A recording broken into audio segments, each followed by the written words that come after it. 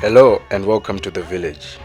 In this week's episode, we are in CHEGUTU, where we witness the burial of 60-year-old man who drank himself to death during a first to finish 5 Mukozodo drinking competition.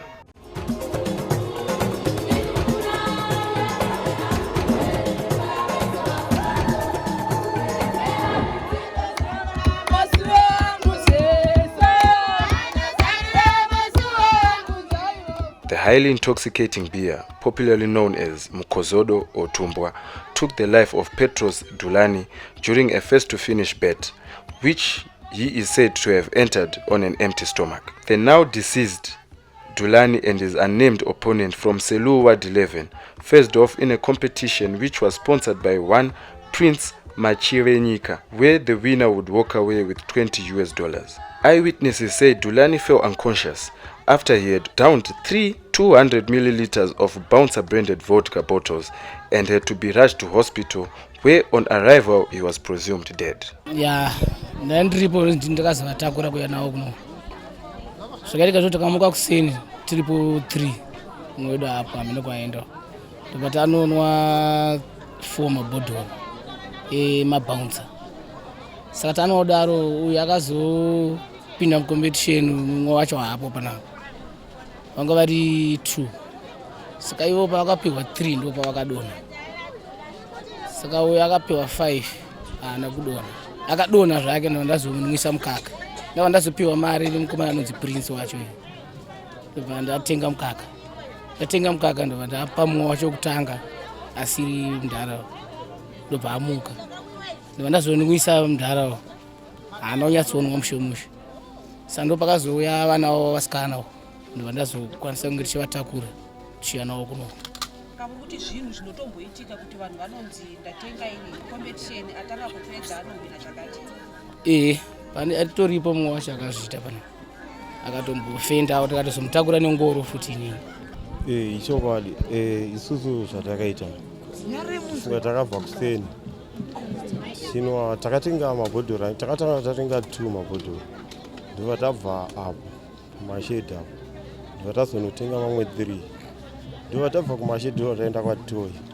Tanosvika kwatoyi takanotenga mabhodhoro mamwe anenge 3 vaino. Takanotora 3 ndobva tatenga 2 kuroti takazotenga mabhodhoro ese pamwe chete ndobva ita 11. Aita 11 kudaro. Ndobva ndazosangana nemukomana uyu akapinza mudhara uyu watiri kuchema pamacompetition waya. Ndobva azonditi uri kukwanisa here ndikutengerei mabhodhoro 5 muite se munwe anenge akwanisa kukurumbidza kunwa mabhodhoro wayo 5 akakurumbidza kupera within 30 minutes. Ndobva ndamupa 10 years. Saka ini ndakazongohakirawo nekuda kwekudhakwa. Ndobva ndati andozvigona handimurwa. Ndati ndozvigona zvishuwa ndandine mumwe wangu ainzi Bhomba ndiwo ndakapinda naye pamacompetition wayo. Tapinda pamacompetition naBhomba wacho yeye ndokubva tatanga kunwa doro. Ndakambotanga ndisingade kunwa ndichingoti ndangoona zvongoti ndingoona kana 2 mabhodhoro ndosiya. Asi ndakazopedzera ndakutobheura kusvika ndabheura ese 5 mabhodhoro. Ndokubva ndapiwa 10 years. Ndapiwa 10 years. Ndichipedza kupiwa 10 years iyoyo handina kana kumboita kana kuti 2 minutes ndakasimba. Ndakabva ndaona bamlini wangu wamwe ari panapa.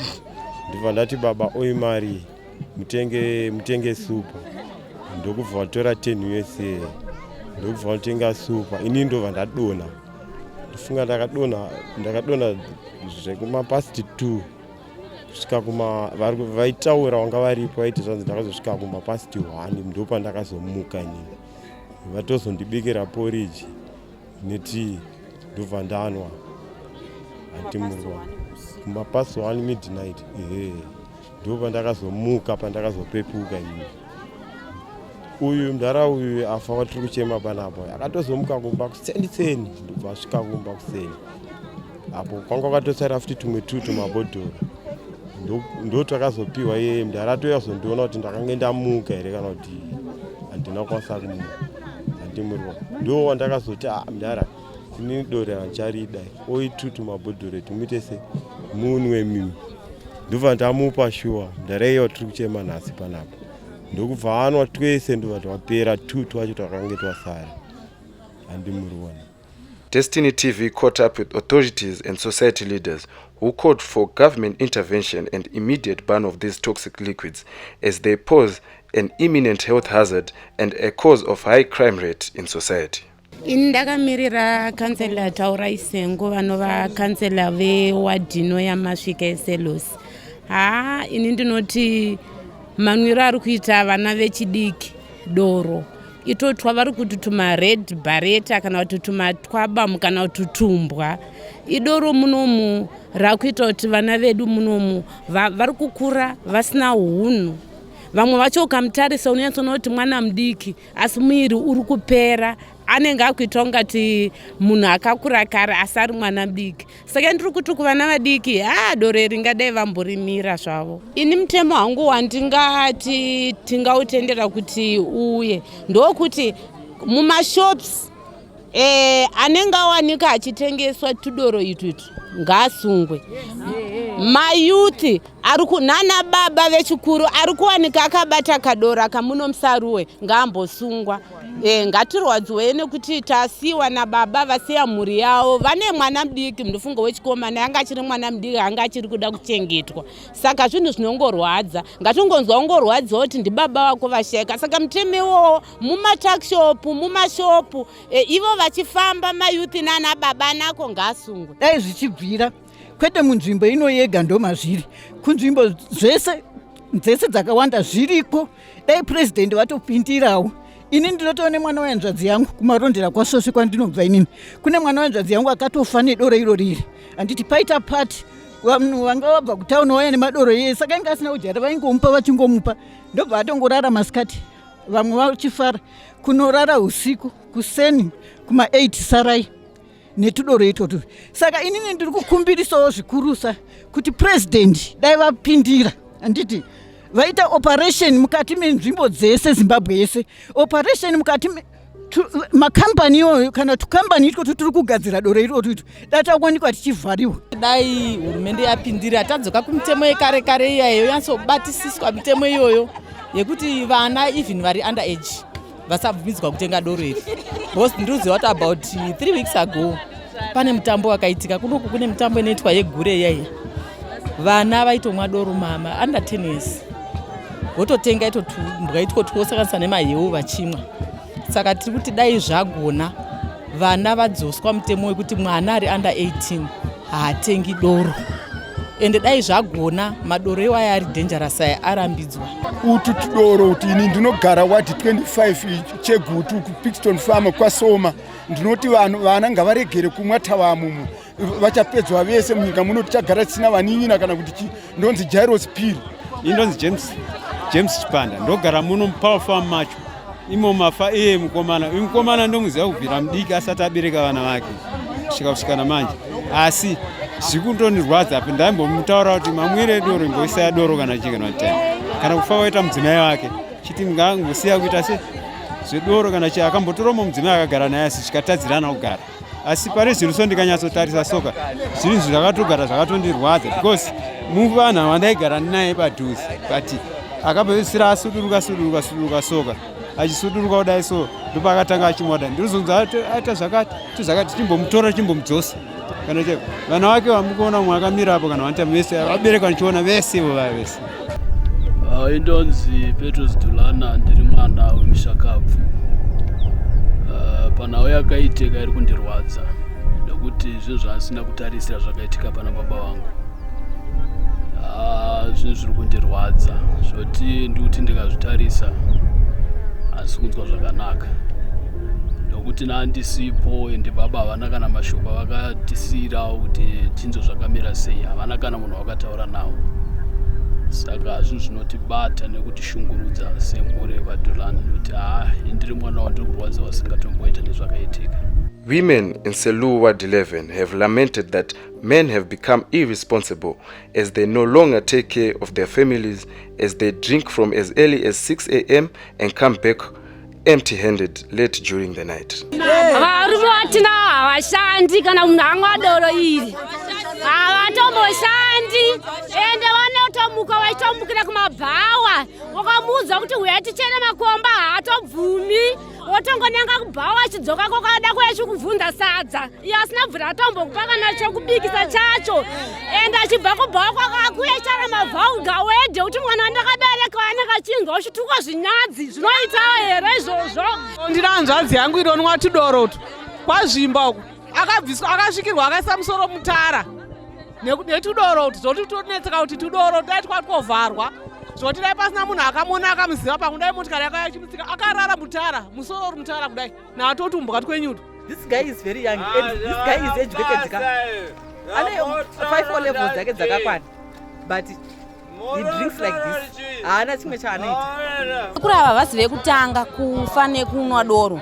Tine vanhu 4 kuno kuarea ino yeSelusi muwadi 11 munomu vafa nekunwa doro. Taane vanhu 4 vafa vachinwa doro irori tumatwa bama. More so, these men have been accused of messing themselves in bed and their sexual performances have become poor because of these red-capped devils. Nava vakadzi vacho vanzwa mudzimba mukuwacha weti yevarume vavo nekuzviitira mumabhuruku avarume vakuru. Hapana kana chinhu chinoitwa chishinu kudzimba uku. Vakadzi vari munhamo. Toti izvezvi varume vachona kutaura kuti tiri mumamati wababa makanaka.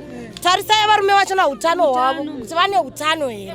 Varwere nekuti doro riri kuvadya kudhara vari kutofa vachifamba. Kana vanwa tudoro utu chero akaenda kumba vakadzi vari kuchema kuchina uku kuti kumba dhololo nokuti auya anwa tumbwa twake kumba hakusisina nyaya vakadzi vachapedzera vakutotsvaga vamwe varume ngavapupure varume akanga kana anwa tumbwa hapasina basa parukuku apa.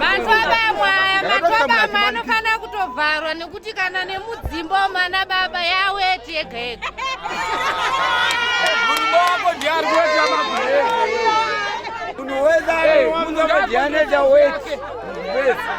Despite the tragedy, some of the men remained arrogant as they vowed not to stop drinking and could be seen drinking these illicit brews during the funeral and at the graveyard, saying the death was a mere fact that he had not eaten.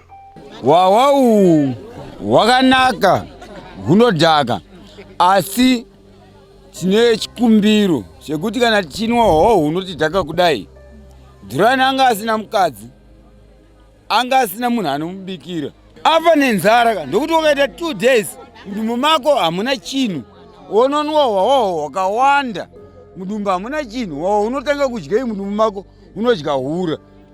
Tine vamwe varume vane vakadzi vanoramwa kubikira futi varume zvinouraya izvi inzara yauraya murume uyu ndekuti anga asina chikafu mudumbu.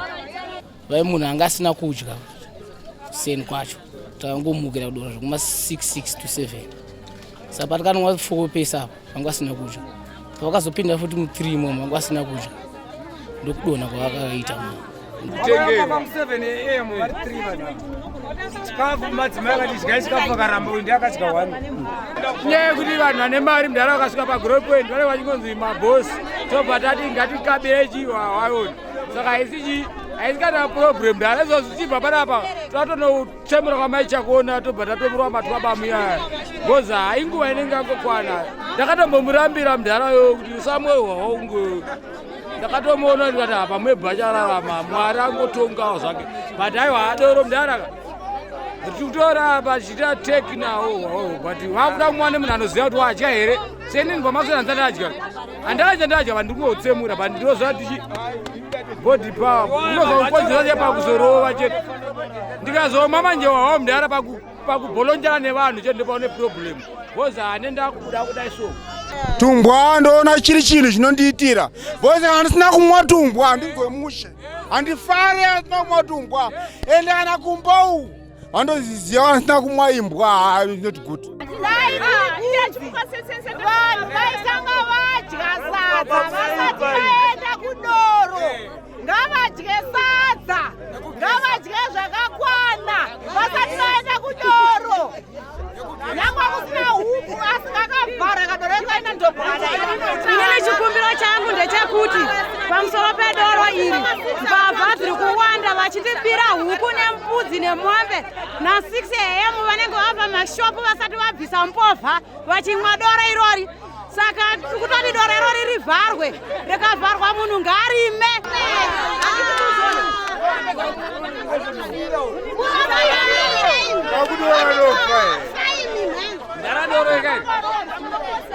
Naka ndaraunda yekuti ikadero hana problem bozana anenge asina kudya saka idoro ndara agridiri akadula mdarazo ndara dzima mshini tilandara wane nguo ndori kusimbisa doro iri angovharo zvadhakwa kana kubvaka chibhirota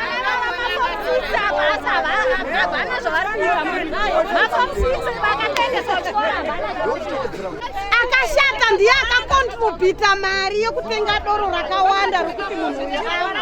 The country's poor living conditions and high rate of unemployment has forced many into taking these cheap brews.